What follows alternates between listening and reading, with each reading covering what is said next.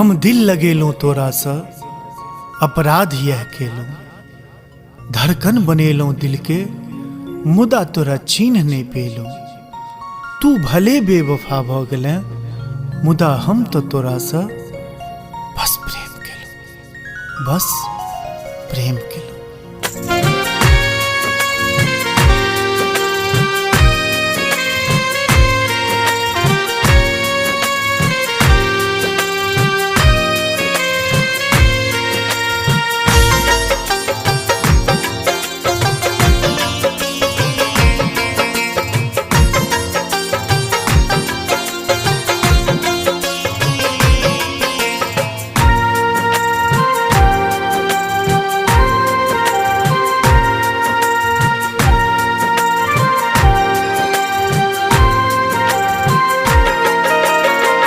प्यार में दगा दो गेले जोगे जानी की केले। प्यार में दगा दो गेले जोगे जानी की केले।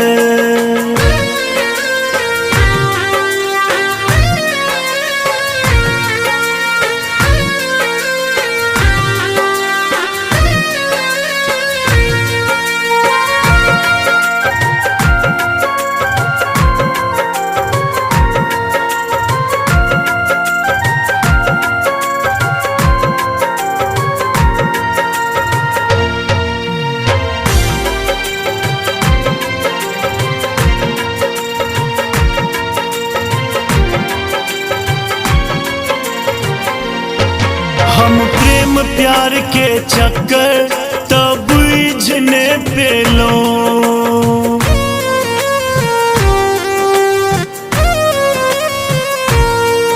दिल बनल तो हर दीवाना हम प्रेम को ले लो। तू पागल बना क गेले जोगे जानी की केले।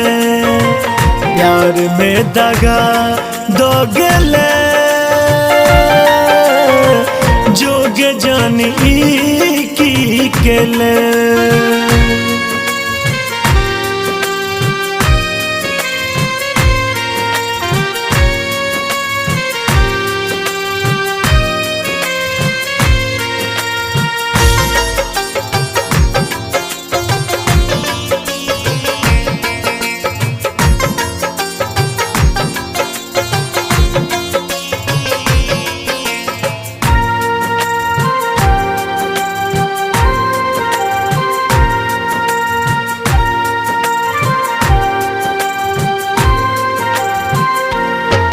की भेल तोहर वादा जे हमरा सो तू केले।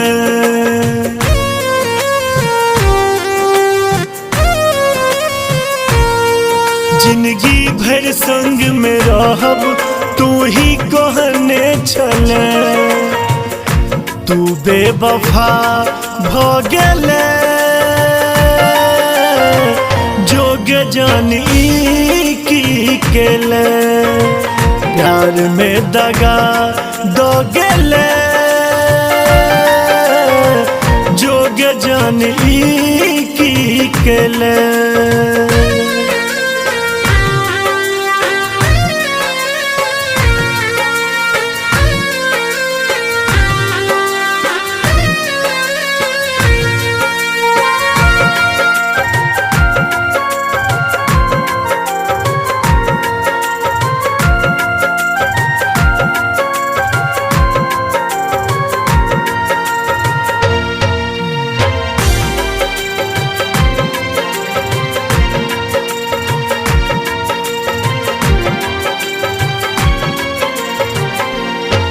अब मोन हमर पछतैये जे प्रेम किए केलो।